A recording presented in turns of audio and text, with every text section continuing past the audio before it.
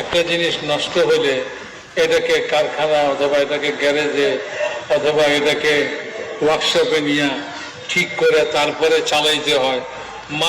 মানুষের ব্যাপারে এটা বুঝে না। ওই নষ্ট হোক আর যাই হোক, দে দোকানে বসায়া, দে চাকরির মধ্যে বসায়া। তো নষ্ট মানুষটা এই চাকরি কি অবস্থা করবে? এই নষ্ট মানুষটা দোকানের কি অবস্থা করবে বলে? তো মানুষটাকে ঠিক করতে তো হবে, কি বলে?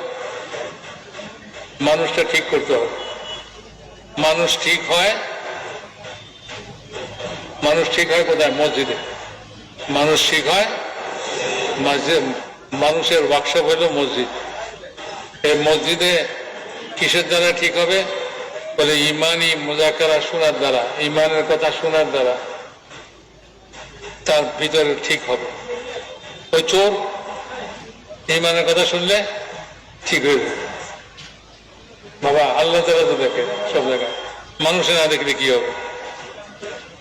মসজিদে বসে যখন ইমানের কথা শুনবে, চোর চুরি থেকে তওবা করবে, শরাবখোর শরাব থেকে তওবা করবে, জিনাকার জিনা থেকে তওবা করবে, যত খারাপ কাজ করনে वाला সবাই তওবা করবে। আল্লাহর উপরে যখন ঈমান পয়দা হবে, মসজিদের পরিবেশে আল্লাহ আল্লাহ রাসূলের কথা শুনবে, ফেরেশতাদের সোহবতে থাকবে। তো আস্তে আস্তে কি হবে? এই মানুষটা ঠিক হয়ে যাবে। এরপরে চাই তাকে দোকানে বসান, ঠিক চলবে। চাই তাকে চাকরিতে বসান, ঠিক চলবে। চাই তাকে সংসারে বসান, সেখানেও সে ঠিক চলবে। যেখানে নেবেন সেখানে।